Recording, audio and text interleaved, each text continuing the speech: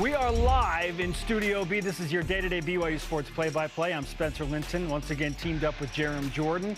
And for the second time in the Cougar Council Room, we welcome in the new BYU men's basketball head coach, Kevin Young. Coach, great to have you back. Glad to be here, guys. Appreciate it. This is like the June fit. Like, it's hot out. We could go outside. We could go in the gym. Look. Yeah, it's versatile. It's versatile. Like, this was a new one I just found in the bag, so throw it on. That's a nice one. I was saying I haven't seen that one before. Yeah, it's special for you guys. Yeah. When you're the head coach of BYU, you have access to stuff that we can't either. That's pretty nice. All right, you're amidst summer workouts and got the fresh fits going on. How are summer workouts going thus far? Going good, yeah. It's been good to get most of the guys in the gym.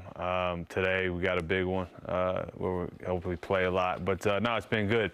Coaches getting to work, players getting to know the coaches, terminology, and all the things that are new that we're just trying to kind of put on everyone's plate. So Kanan Ketchings posted that he's in town. When will Egor be in the gym with you guys?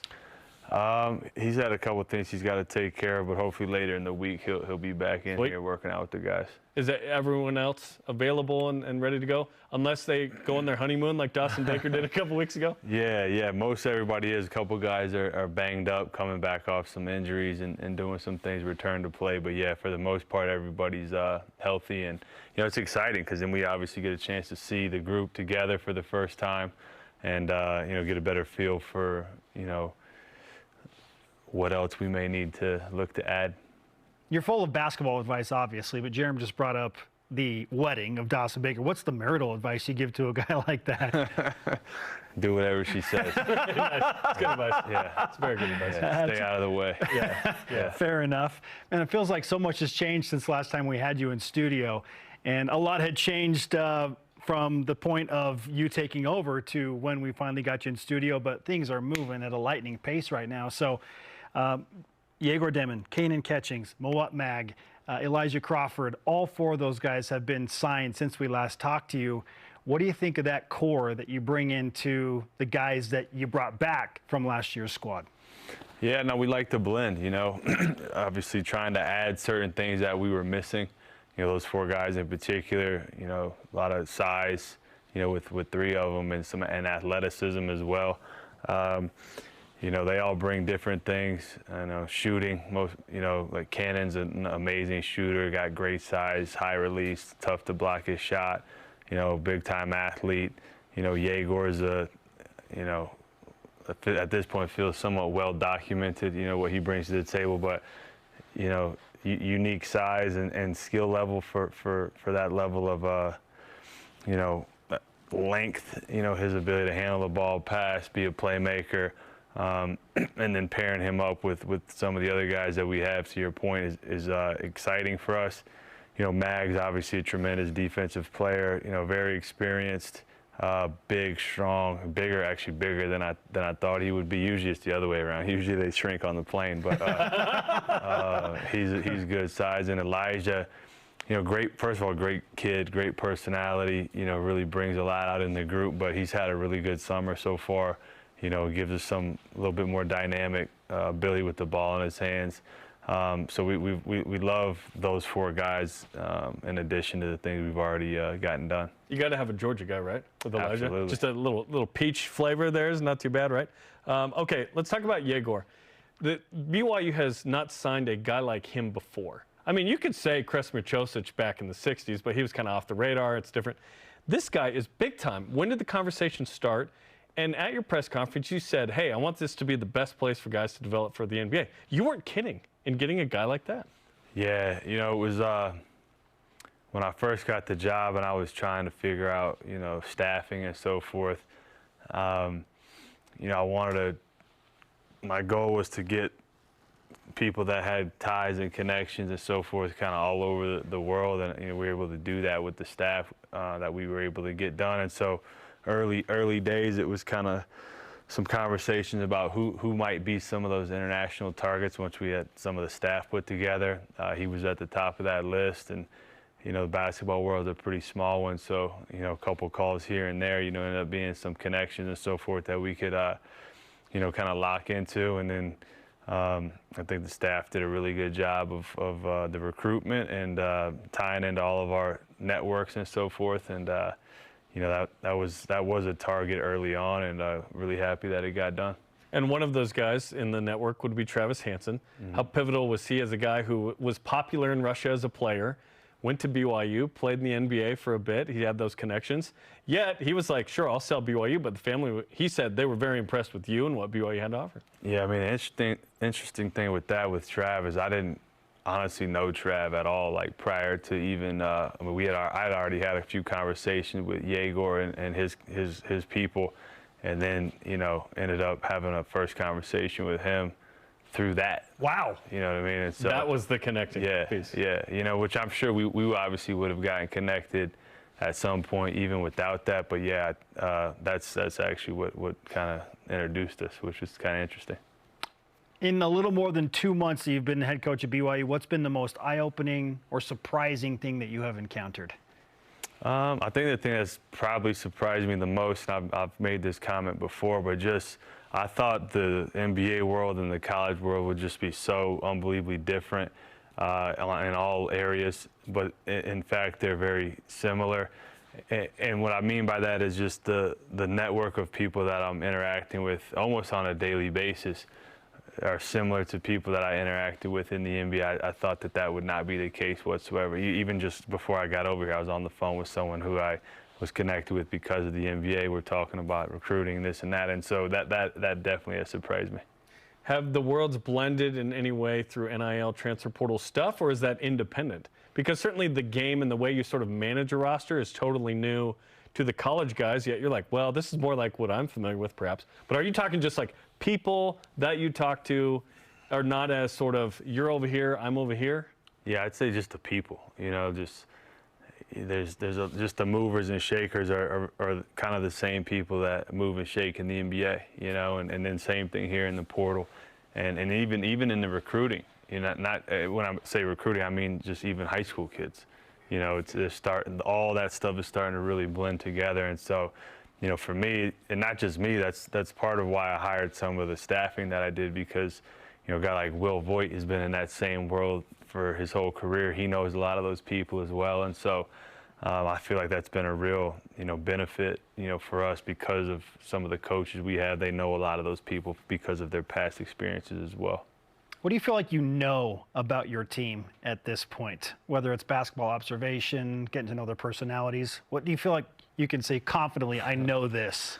I like I like the character of the group. That's something that we've vetted quite a bit with every guy we've brought in. That's something that's very similar to the way NBA teams operate. I mean, the amount of intel that NBA teams have on players is really impressive. It's able to actually dip into that a little bit. If a guy comes on my radar, there's a few guys I can call in the NBA that'll send me crazy amounts of information on like that player, their circle, all the, their coach, what all people have said about them. So the character of the group, I think, is really high. Everyone understands, the BYU way, and we've been, mindful of that. And then, I think we've done a good job putting together a team of guys that fit, in terms of, different skill sets and things like that. And that's probably got me excited the most. Who would have known that the Delaware 87ers would be the crux of the BYU basketball universe, right? And it feels like almost every guy has touched that team in some way, but you pulled in those connections. I want to ask you about Kanan Catchings. Obviously, decommits from Purdue. There's the Tim Fanning connection at Overtime Elite, but it's not automatic. You don't automatically get a guy. You have to have a relationship, and it has to be a good fit. What went into signing him? Because according to 24/7 Sports, he's the highest rated recruit in BYU history. I think Egor might be number one if he was domestic, but those two are two of the best ever. Yeah. With Kanan in particular, it's actually been similar to the way a lot of the other recruitments have gone. Like somebody has a connection, and then somebody else ends up having an additional connection. Like Tim obviously coached him. Had a good relationship with his mom, who's amazing. And then, some of his advisors, I had a connection with, and then Will had a connection with the advisor's advisor and so forth. And it's just deep and intertwined, right? But the thing that stood out so far in this whole process is, someone has a connection. They bring that person to the group of coaches. We vet it out. Then when we get them on campus, like everyone that's come on campus has been extremely complimentary of our staff. And so, most of these guys didn't really know each other, certainly hadn't worked together before with the exception of a few of them. But I think the staff has gelled really well. I think people can feel that when they're around us and so forth. And so it's just been somebody brings it to the group and then we all kind of take it and run with it. And that's been a pretty cool thing to watch. Is that validating for you as the guy who puts this together? Because you really hope it comes together, and it seems like it's gone well so far. Yeah, it is validating. Yeah, it is. And even, some of those coaches have talked to me separately, like, hey, I wasn't sure about this guy, but I love this guy, you know what I mean? Now, it's easy to say that right now when we're 0-0 and haven't lost or won any games, I'm sure, but that's part of it. But, I think for me, I've been on a lot of different staffs in the NBA, right? And the most fun times I've had as a coach is when the staff all gets along and everyone's rowing in the same direction, and that's really fun. And when it's not that, it really, I think the players can feel it. And so I try to do a good job of getting guys that I thought would all mesh well together. Kevin Young, the BYU head basketball coach, is on BYU Sports Nation. You bring up Tim Fanning. He mentioned you guys like to go to Shake Shack and talk ball and talk some other technological Vegas things, with the computer, whatever, yeah. okay, analytics, things like that.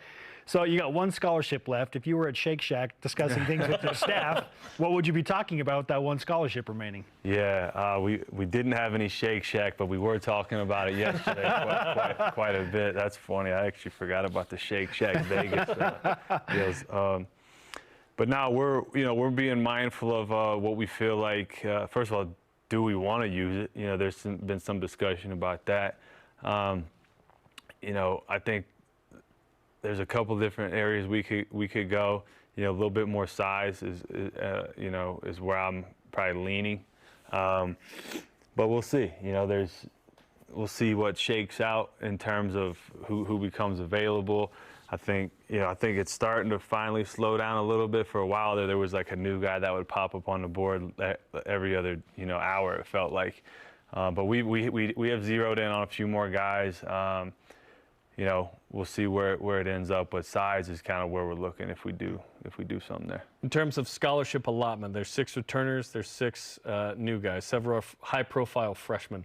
What's going to be the key to this group gelling so that you have a successful first year? Yeah, I just think they got to play together, as much as we can. I think that's why these summer workouts are good. Getting everybody here, being able to just play, learn each other's tendencies, learn where guys like the ball and that kind of thing. Hanging out with each other, all that stuff's really, I actually laugh because in the NBA, right, this is literally how the NBA preseason works. You show up like training camp, right? You show up, you have like 4 practices, and then the preseason starts. Like that's training camp. That's it. That's it. And so I'm over here, and the coaches are like, "Oh yeah, well we got." I'm like, "Man, we have so much practice time before the first game, right?" So it's interesting, for me learning, how all that's gonna, come together ultimately, right? So I'm not worried about the gelling part because of that, right? We have so much time. It's not like you just throw it together in a couple of days and off you go. So I'm looking forward to that process of having that amount of practice time and guys being able to figure each other out. How would you sum up the reception that you have received since taking over head coach at BYU? I know I have a good friend who sent his son to your basketball camp in a Clayton State T-shirt. That was nice. I was like, wow, Tyler Dunn, shout out, man. That was next level. Did you notice that right away? Like there was 2 of them. They were flossing the shirts, and my mind was blown. Actually, they definitely made the demonstration portion of the camp when I saw them with the shirts on. But along with that, how would you sum up just the general reception in roughly 2.5 months? It's been great. You can feel the excitement, in the community, on campus. It's been really impressive, honestly, just how much people care about what we're doing, whether that's fans, whether that's, like I said, people on campus and so forth. A lot of people coming out of the woodwork I haven't talked to in a long time that would just drop, hey man, love what you guys are doing. But also in the NBA world as well. Like I've had a lot of people hit me up like, man, that's cool what you guys are doing so far. And so obviously a ton of work to do still, but early days, it's been cool for people to be this excited about BYU basketball. We talked in the opening segment about expectations in year one. The talent is really high. The athleticism is high, as you mentioned. When do you start to analyze what you expect as a group in year one? You know, I've always struggled with expectations and the idea of like what expectations are. Honestly, like, you know, if you're supposed to do this, then you try harder to do that. Or if you're not, you know what I mean? I don't know. Like what I expect is for us to show up every day and try to be, and it sounds extremely coachy, and I try not to sound super coachy all the time, but just literally just try to be the best version of ourselves that day and get better. And the next day show up and get better. Like one thing Monty Williams said every day when I was with him every single day was just like good days add up. And that's that's what I expect. I expect good days to add up, and you know where we end up, you know, we'll see. But you know, the one thing I do expect for our group is just to not believe in what people say. You know, I don't, whether we're ranked here or we're ranked there, or picked this, like we want to be the best that we can be, and we can climb the mountaintop just as well as anybody else. So why can't we do it? Is kind of the way I see expectations. All right, Coach, we appreciate the time and you coming in during your busy off-season workout schedule to hang out with us and give us some insight into BYU basketball and Shake Shack on Tim Fanning. On Tim Fanning. On yeah, Tim Fanning. Tim Fanning for next time. Absolutely, yeah, for sure. Thanks, Thanks, guys. Kevin.